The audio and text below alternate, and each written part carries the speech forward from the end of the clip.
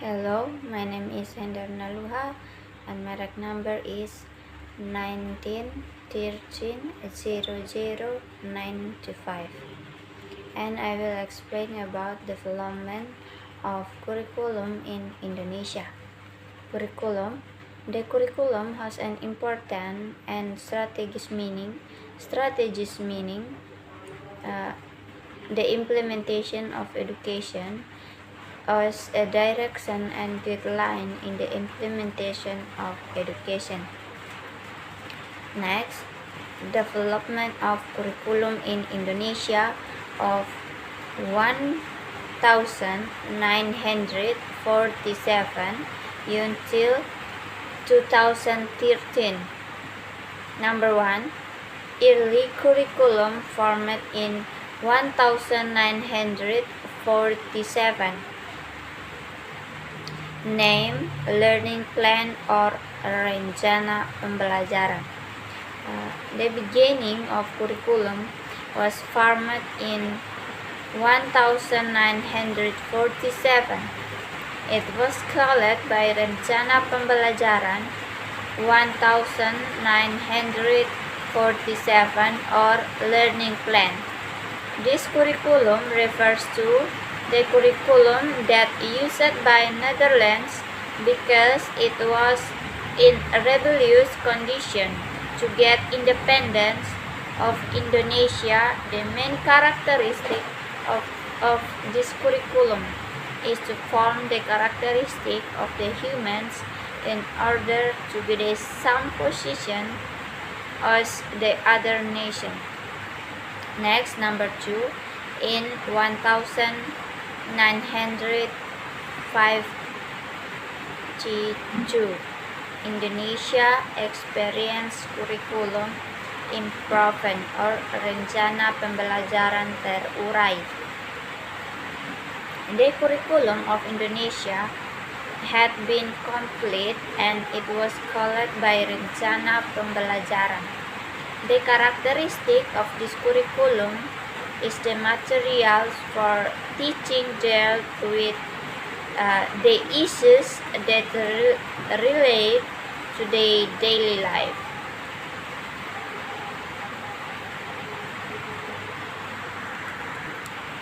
Number 3. 1964 Educational Plan or Rencana Pendidikan. Educational plan is characterized by learning program which focus on moral development, pancawardana, namely morality, intelligence, art, skill, and psychical development. Number 4. 1968 Curriculum. The curriculum was the refreshment of the curriculum. It changed the education structure from Pancawardana into the development of 5 basic principles of Indonesia, namely Pancasila, basic knowledge, and particular skill. Number 5. 1975 Curriculum. Curriculum emphasize the goal of education to be more efficient and effective. Methods, material, and the goal of teaching are presented. Procedure, instruction, system development, or prosedur pengembangan sistem instruksional. In detail, like lesson plan, each unit must present general instruction, specific instructional purpose or tujuan instruksional khusus, the subject matter, media, teaching and learning activities, and evaluation. The implementation of this curriculum takes many criticism. It reveals that the teachers seem busy preparing what should be achieved in teaching learning process. Number 6, 1984 curriculum. Curriculum employs skill approach. They emphasize the teaching and process. It views learner as learning subject. The learners are directed to observe, classify, discuss, and report the object that they study. This model is called the model of CBSA or cara belajar siswa aktif or student active learning. Number 7, 1994 curriculum. This curriculum elaborates the 1975 curriculum and 1984 curriculum, which take the goal and the process into account. Therefore, it influenced the learning distribution time system. The semester system was changed into quarter. It is expected to provide opportunities for students master a lot of subject matter. Unfortunately, the implementation of the 1994 curriculum creates several problems in society. Because of the large number of subject matter, national and local subjects, the students face a great burden. The subject matter is considered less relevant to the developmental level of students' thinking. Number 8, competence-based curriculum. Competence-based curriculum is a set of plans and rules about competencies that must be achieved by students. It focuses on 1. The result and effect on the learners. 2. The service that can be manifested to fulfill the needs. Number 9 is school-based curriculum or KTSP. SBC is a form of implementation of law number 20 of 2003 on national education system, which are translated into a number of regulations. Among others, government regulation number 19 of 205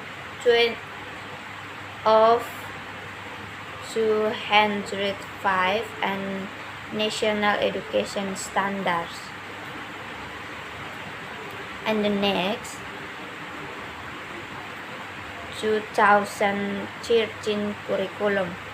The main purpose of this curriculum is to shape individuals who are faithful in God, good in characteristic, confident, successful in learning, responsible citizens and positive contributors to the civilization or Ministry of Education and Culture.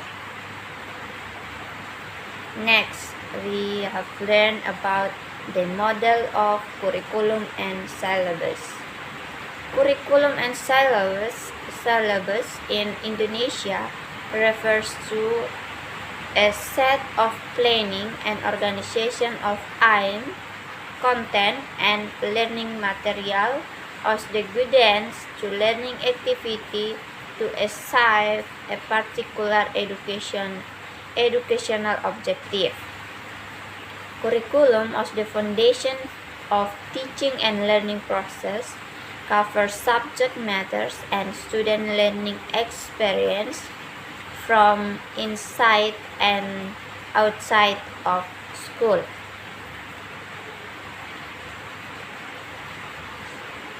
A syllabus is an experience of opinion of the nature of language and learning. It aids as a guide for both teacher and learners by providing some goals to be attained.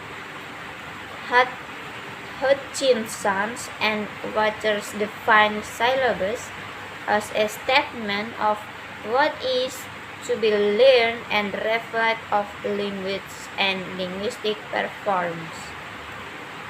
This is a rather traditional interpretation of syllabus, focusing as it does on outcomes rather than process. However, a syllabus can also be seen as a summary of the content to which learners will be exposed. Syllabus is the explanation about basic standards of competence and competence into the subject matter, learning activities, and achievement of competence indicators. Basuki states the syllabus is one of steps in KTSP development, especially to answer what we must learn, and the explanation of the main program in one subject that sum from standard competence and basic competence, which determine into indicators, materials, learning process, evaluation system, time allocation, and learning source. And let's see, this is my syllabus, example of syllabus. Next, the comparison of curriculum and syllabus between Indonesia and Singapore. Indonesia and Singapore, despite having very different approach to basic education, both perform highly in standardized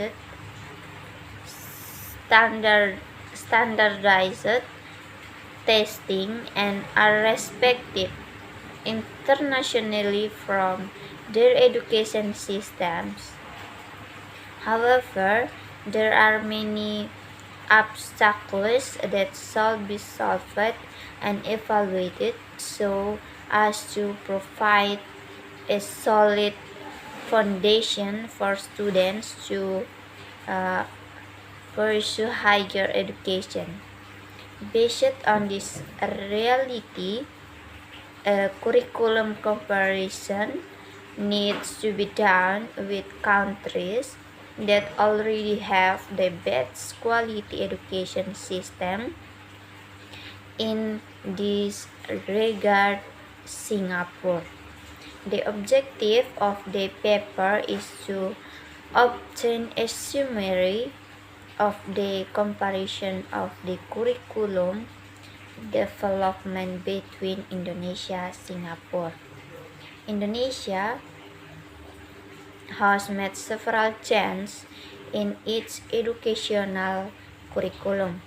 The method used is to use a comparative method with a literature review.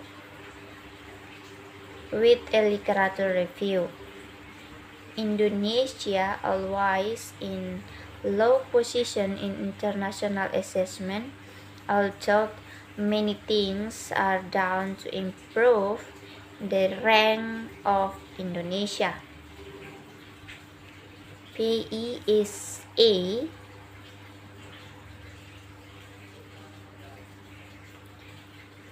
(2015) result position Indonesia students in the lowest order. On the contrary, many countries in Southeast Asia are in the top position, such as Singapore, which has the best position in the Southeast Asia, and even on the world level, Singapore is in the top position compared to Indonesia, lower than PESA 215 result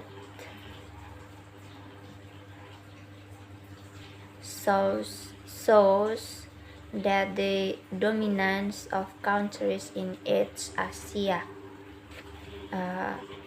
From this study, there are several findings can be adopted in the curriculum of primary schools in Indonesia, such as 1. The application of a uniform curriculum in each school.